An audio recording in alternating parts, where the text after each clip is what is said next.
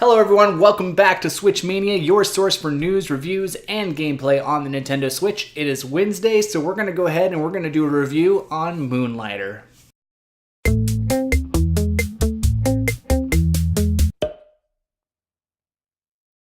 So way back in the beginning of November, I actually did 15 minutes of gameplay on Moonlighter, and I don't know if I said it in the video or not, but I kind of left that video thinking this game is good for some people, it's not so great for me. As you might be able to tell by the background behind me, we've been doing a lot of renovating in this room to kind of get it up to a point where it's not from like the 1920s, which is when this house is built.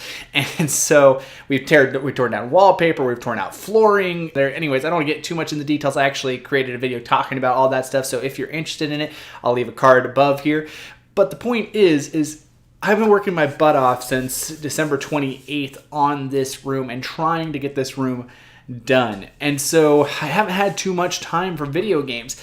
And when I sat down in those brief moments where I got the chance to play a game, I actually had a weird craving to go back to Moonlighter. And I'm so glad that I did. This game is so fantastic if you really take the time to read the directions, which I don't think I really did. I remember when I played this game back in the beginning of November and I was doing my first 15 minutes of gameplay on it, I remember just feeling a little off that day, and I was recording the video because I was in my try to get a video out every single day phase, and so I kind of remember skipping through text quickly and not reading the directions quite as well as I should have. And so it's no surprise that with Moonlighter already being kind of a challenging game as is, I ran into some difficulties, especially when it came to like the selling components and whatnot. Didn't really understand the shopkeeping aspects of it, which is a huge component of this game and a super fun component of this game as well. But we'll get to that in a second. So the first time I played these first 15 minutes of gameplay, I just didn't have a good understanding of the game, and that's on me. And so I'm glad that I went back and I gave it another shot, and that's what this review is about, is my second impression of Moonlighter. And let's just start off. If you don't know what Moonlighter is, basically Moonlighter is a Zelda-esque indie game where basically you explore dungeons in search of loot. You are playing as the protagonist, Will, and basically there's 4 main dungeons in the game, and if you happen to beat all 4 of the dungeon bosses, you get a key from each one, and you can unlock a 5th dungeon, which nobody has ever been in before, and it's Will's dream to kind of figure out what's in this dungeon. I'm going to stop right here. I still have not made it past the first dungeon, so my review is purely based off the first dungeon, because while I faced the dungeon boss a couple of times, I have always had to abandon ship and not been able to beat him because he's really tough. Where the cool aspect of this game comes in is that Will is a shopkeeper, and he owns a store called the Moonlighter that he inherited from I think his grandpa, if I remember right. And so basically it's his job to run the store. And so he goes into these dungeons and he faces these creatures, faces these monsters in search of loot that he can then sell at the Moonlighter. First of all, when it comes to selling the items that you get off the monsters and off the creatures, there is no guideline for it. Like, you have to just kind of guess and set a price and hope that customers will buy it and be happy with your prices. And I actually really liked this. And you can do this based off their facial expressions. As they come in, they'll either give you kind of a neutral expression, a happy expression, or a negative expression. And the negative expression obviously means that your prices are too high. And so you need to adjust your prices based off of what your customer's reaction is to the item.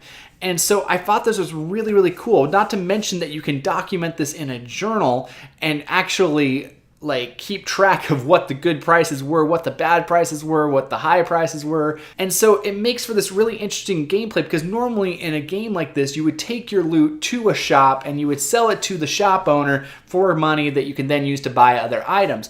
Well, in this case, it is up to you to sell those items. And I think that that is just a really cool twist. So what do you do with all this money that you get as the shopkeeper? Well, of course you can buy items for yourself, but in order to buy items for yourself, you have to have people to buy items from, right? Well, basically what you do is you take your money and you go to the town like request board, and basically the request board has like different requests for building shops as well as different upgrades you can get from the Moonlighter, and so you actually start to bring people in, and I've brought in 4 of the 5 people that you can bring in for shop owners. One is for armor and weapons. One is for potions and enchantments. One sells items that, you know, if you went into the dungeon and you missed an item somewhere along the way, he sells them, but he sells them at a really high price. Blanking on what the 4th one was off the top of my head now. Oh, the 4th one is decorations for your store as well.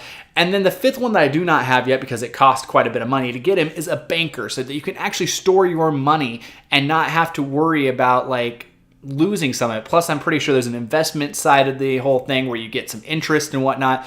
Pretty cool game as far as that goes. It's pretty awesome to be able to sell your own items and then be able to buy things for the town, for your store, and for yourself to then help you better go face the dungeons with. All right, so moving into the combat, which is honestly the reason why I struggled so much with this game at the beginning. The reason why after 15 minutes of gameplay, I didn't touch it until this week.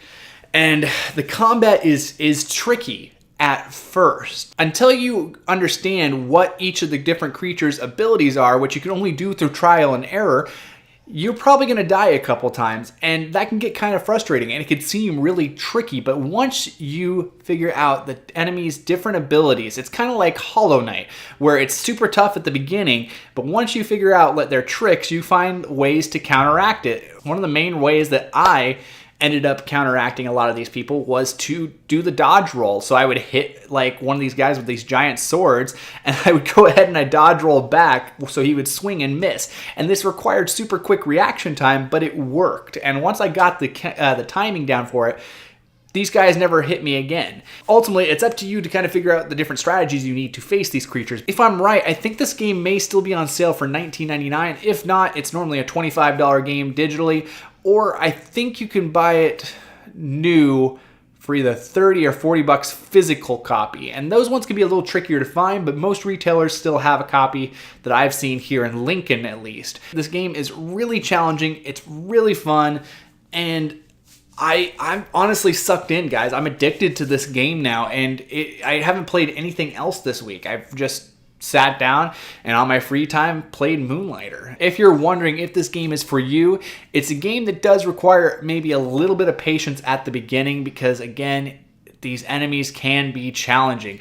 But if you can get past that initial stage of like, these enemies are too tough, and you can get really sucked into that shopkeeping aspect, this game is super fun and totally worth it. So I hope you guys liked this video. If you liked it, hit the like button down below. And if you're new to the channel, hit that subscribe button. As always, we'll see you guys next time here on Switch Mania.